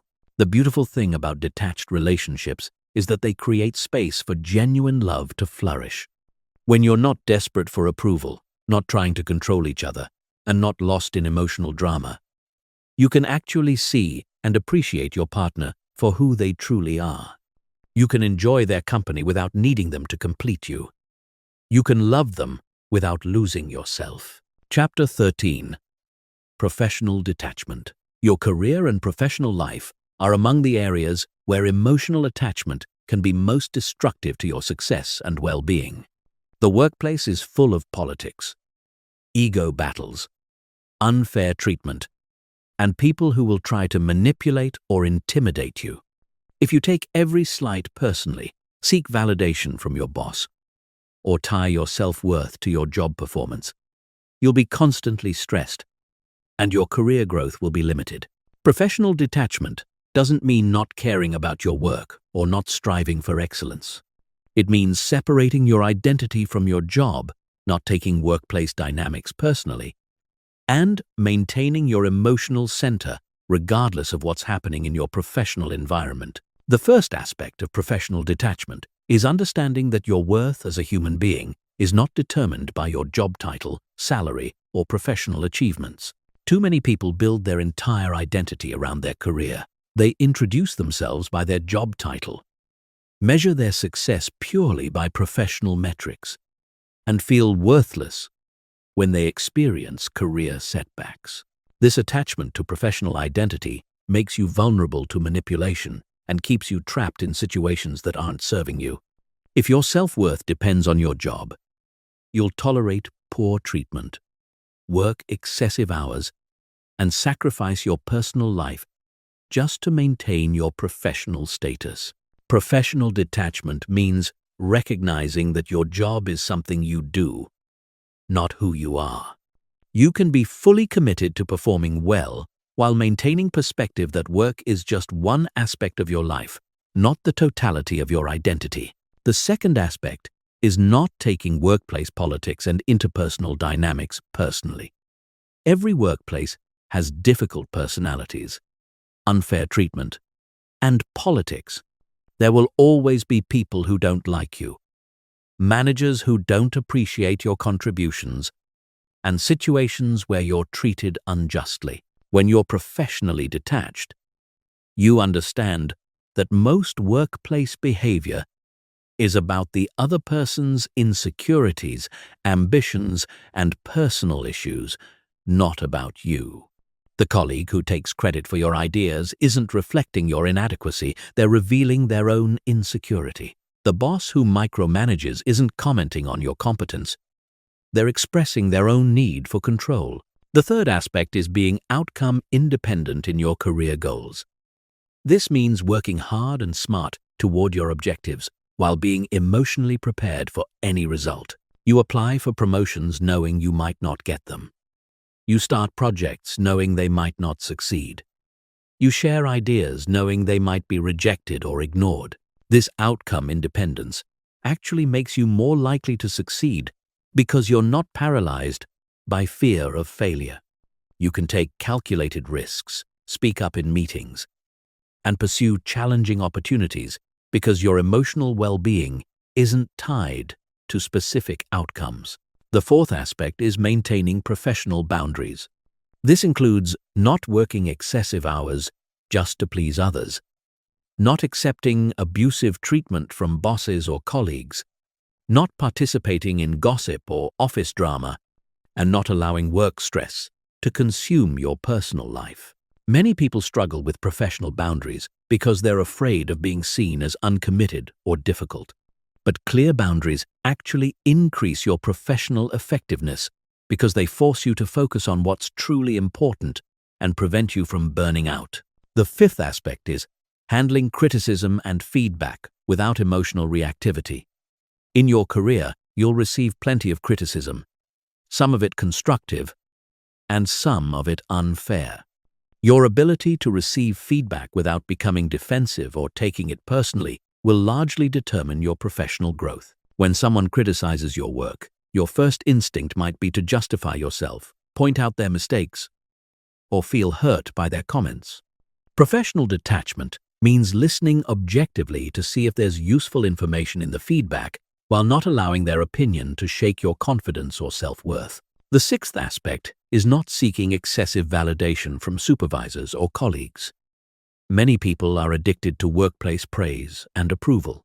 They constantly seek reassurance about their performance, fish for compliments, and feel anxious when they don't receive regular positive feedback. This need for validation makes you appear insecure and gives others power over your emotional state. Professional detachment means validating your own work quality and finding internal satisfaction in doing excellent work, regardless of whether others acknowledge it. The seventh aspect is strategic networking rather than emotional networking. Many people approach professional networking from a place of desperation, trying to get others to like them or hoping someone will rescue their career. This neediness is obvious and off-putting to potential mentors or collaborators. Professional detachment means networking from a place of strength, focusing on what value you can provide rather than what you can get. You build genuine professional relationships based on mutual respect and shared interests rather than manipulation or desperation. The eighth aspect is handling workplace setbacks without personalizing them. You'll experience failures, rejections, layoffs, and disappointments in your career. Your ability to bounce back from these setbacks without internalizing them as personal inadequacy will determine your long-term success. When you don't get a promotion, it might be due to budget constraints, office politics, timing, or simply not being the right fit for that particular role. Professional detachment means extracting whatever lessons are available from the experience while not allowing it to damage your confidence or derail your career trajectory. The ninth aspect is being willing to leave situations that aren't serving your growth or well-being. Many people stay in toxic work environments because they're attached to the security, status, or identity that their job provides. They tolerate abusive bosses, dead-end roles, or companies with values that conflict with their own. Professional detachment gives you the emotional freedom to make career changes when necessary. You can leave a job that isn't aligned with your goals without feeling like you're giving up your identity. You can take calculated risks because your worth isn't tied to any particular position or company. The final aspect is maintaining perspective on the temporary nature of all professional situations. Companies go through changes, bosses leave, industries evolve, and economic conditions shift. The problems that seem overwhelming today will likely be irrelevant in a few years. Professional detachment means engaging fully with your current work responsibilities while maintaining awareness that nothing in your career is permanent. This perspective helps you avoid getting too attached to specific roles, companies, or career paths that may not serve you indefinitely. When you master professional detachment, you become much more effective in your career because you're operating from confidence rather than fear, from strength rather than neediness. You can take risks, speak truthfully, and pursue ambitious goals because your emotional well-being isn't held hostage by professional outcomes. Chapter 14. Crisis. Proof. Detachment. The true test of your emotional detachment comes not during ordinary times, but during major life crises. When you lose a job, end a significant relationship, face health problems, experience financial difficulties, or deal with family emergencies, your natural tendency will be to abandon all the detachment skills you've developed and fall back into old patterns of emotional reactivity and attachment. Crisis situations trigger your most primitive survival instincts. Your brain interprets these challenges as threats to your existence and floods your system with stress hormones that make rational thinking difficult. This is when most people lose their emotional center and make decisions based on fear, desperation, and attachment to specific outcomes. But crisis is also when emotional detachment becomes most valuable. The people who navigate major life challenges most successfully are those who can maintain their inner stability while everything around them is chaotic. They can think clearly when others are panicking, make rational decisions when others are purely emotional, and find opportunities when others see only problems. The first principle of crisis-proof detachment is accepting that crises are inevitable parts of life. Most people live in denial about this reality. They believe that if they work hard, follow the rules, and make good choices, they can avoid major difficulties. When crisis inevitably strikes, they're emotionally unprepared and feel victimized by circumstances. Crisis-proof detachment means understanding that challenges, setbacks, and unexpected difficulties are normal human experiences. This doesn't make you pessimistic or paranoid.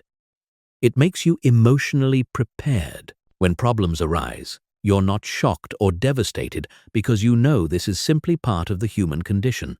The second principle is distinguishing between what you can control and what you can't during emergencies.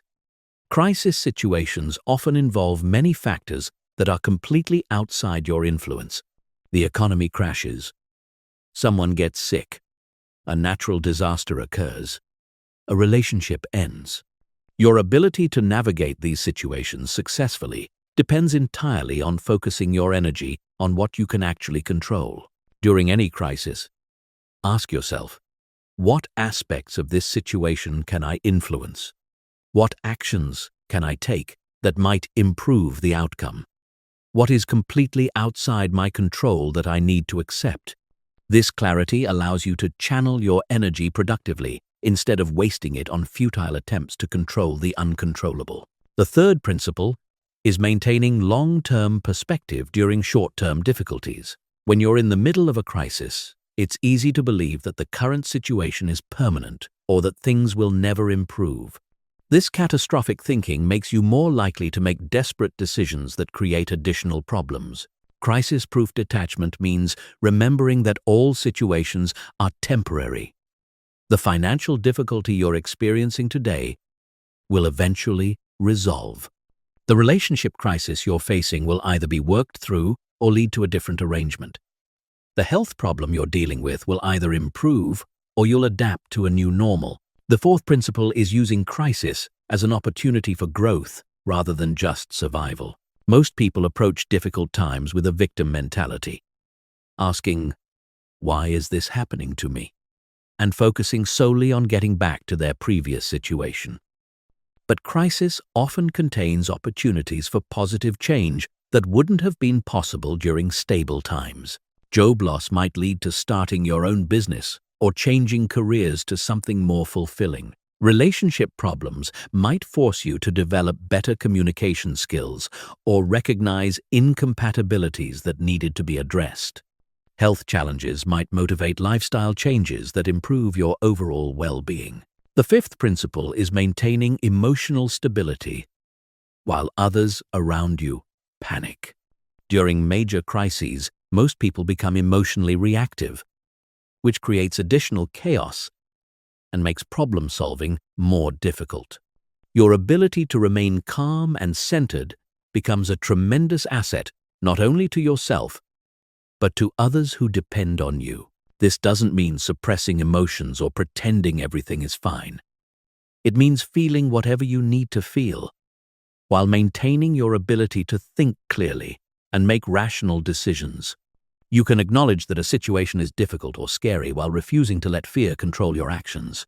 The sixth principle is avoiding desperation-based decisions during crisis periods. When people feel threatened or scared, they often make choices they would never consider under normal circumstances. They take jobs they hate, stay in destructive relationships, or compromise their values just to feel more secure. Crisis-proof detachment means maintaining your standards and values even during difficult times. You might need to be more flexible about timelines or methods, but you don't abandon your core principles. You make decisions based on long-term wisdom rather than short-term fear. The seventh principle is building support systems before you need them. Many people wait until they're in crisis to reach out for help, but this is often when others are least able or willing to assist. Crisis-proof detachment means cultivating relationships and resources during good times that can support you during challenging periods. This includes building financial reserves, maintaining friendships that aren't based on what you can do for others, developing skills that increase your adaptability, and creating multiple sources of security rather than depending on any single factor. The eighth principle is extracting wisdom from every crisis experience. Each major challenge you navigate successfully increases your confidence in your ability to handle future difficulties. Each crisis teaches you something about yourself, reveals strengths you didn't know you had, or shows you areas where you need to grow. Keep a record of how you successfully navigated past crises. What strategies worked? What mistakes did you make that you can avoid in the future? What did you learn about your own resilience and capabilities? This documentation becomes a resource you can draw on during future challenges. The final principle is maintaining faith in your ability to adapt and overcome regardless of circumstances. Crisis-proof detachment isn't based on the belief that bad things won't happen to you. It's based on confidence that you can handle whatever does happen. This confidence isn't arrogance or denial. It's earned through experience and developed through practice. Every time you successfully navigate a difficult situation, you prove to yourself that you're more resilient than you thought. Every time you make it through a crisis without compromising your values or losing your center, you build evidence that you can be trusted to handle future challenges.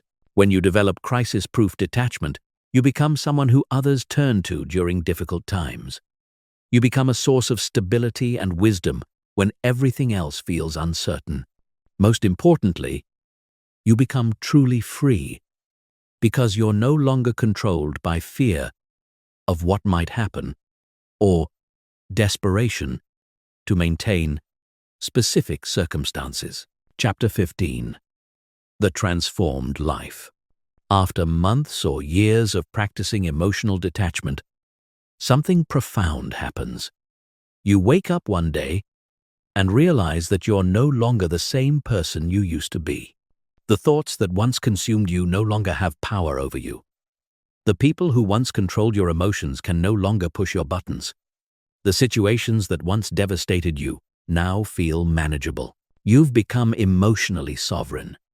You've taken back your power. You've broken free from the invisible chains that once bound you to other people's opinions, moods, and behaviors. This isn't just an improvement in your life. It's a complete transformation of who you are and how you experience reality. The transformed life doesn't mean you never experience difficult emotions or challenging situations. It means you experience them from a place of strength rather than victimhood. You feel sadness without being consumed by it. You experience anger without losing control. You face rejection without questioning your worth. You encounter criticism without becoming defensive. Your relationships become healthier because you're no longer desperate for approval or afraid of abandonment. You attract people who appreciate your authenticity rather than those who want to manipulate your neediness. You can love deeply without losing yourself. You can support others without enabling their dysfunction. Your career becomes more fulfilling because you're making decisions based on your values and long-term goals rather than fear and the need for external validation. You can take calculated risks because your self-worth isn't tied to specific outcomes. You can speak up in meetings because you're not afraid of disapproval. You can leave situations that aren't serving you because you're not attached to maintaining others' perception of your success. Your inner life becomes peaceful because you're no longer at war with reality. You accept what you cannot change while taking full responsibility for what you can control. You stop wasting energy on resentment, worry, and attempts to control other people. You find contentment that doesn't depend on external circumstances. But perhaps the most significant change is the quality of your presence. When you're emotionally detached, you become fully present in a way that most people never experience. You're not mentally rehearsing what you're going to say next, or worrying about how others are perceiving you. You're not replaying past conversations, or anxiously anticipating future scenarios. This presence is magnetic. People feel seen and heard when they're with you, because you're actually listening instead of waiting for your turn to seek validation. You become someone others confide in because they sense that you won't judge them or try to fix their problems. You become a source of calm in a world full of reactive, needy people. The transformed life also brings clarity about what actually matters. When you're no longer distracted by the constant noise of emotional reactivity, you can see your life's direction more clearly. You understand what brings you genuine fulfillment versus what you thought would make you happy. You can distinguish between goals that align with your authentic self and those that were driven by the need to impress others. This clarity leads to more intentional living. You stop saying yes to things you don't actually want to do. You stop pursuing achievements that don't align with your values. You stop maintaining relationships that drain your energy without adding value to your life. Every choice becomes more conscious and deliberate. The transformed life includes the ability to enjoy success without attachment and handle failure without devastation. When good things happen, you appreciate them fully while understanding they're temporary. When bad things happen, you deal with them effectively while knowing they don't define you. This creates extraordinary resilience. You become someone who can navigate any situation with grace and confidence. Others may crumble under pressure, but you remain stable. Others may panic during crises, but you maintain perspective. Others may be destroyed by rejection or criticism, but you extract whatever useful information is available and move forward. The financial benefits of emotional detachment are often underestimated. When you're not spending money trying to impress others or seeking retail therapy for emotional problems, you naturally become more financially responsible. When you're not afraid of taking calculated risks, you can pursue opportunities that build wealth. When you're not attached to maintaining a certain lifestyle to please others, you can make practical financial decisions. Your health improves because chronic stress from emotional reactivity takes a tremendous toll on your body. When you stop absorbing other people's emotions, stop worrying constantly about things you can't control, and stop seeking validation through unhealthy behaviors, your physical well-being naturally improves. The transformed life also includes deep compassion for others who are still trapped in emotional dependency. You remember what it felt like to be controlled by other people's opinions. You understand the pain of seeking validation that never comes. You recognize the exhaustion of constantly trying to manage other people's emotions. This compassion doesn't make you a savior or enabler. You don't try to rescue people from their emotional patterns because you understand that transformation must come from within. But you can be a living example of what's possible when someone commits to emotional growth. Perhaps most importantly, the transformed life includes unshakable inner peace. This isn't the absence of challenges or difficulties. It's the presence of deep knowing that you can handle whatever life brings. It's the confidence that comes from having faced your fears and discovered they were largely illusions. It's the serenity that comes from accepting reality as it is, rather than demanding it be different. This peace radiates outward and affects everyone you encounter. You become a stabilizing presence in others' lives without trying to be. You become someone others aspire to emulate because they can sense your freedom, even if they can't articulate what makes you different. The transformed life is not an end destination. It's an ongoing journey. You continue to face new challenges that test your detachment skills. You continue to discover deeper layers of attachment that need to be released.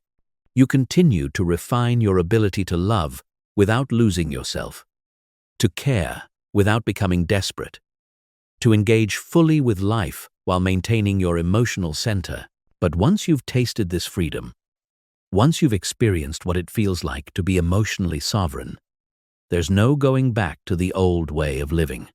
You can never again tolerate being controlled by other people's moods, opinions, or behaviors. You can never again accept the exhausting cycle of seeking approval and avoiding rejection. You have become the person you were always meant to be.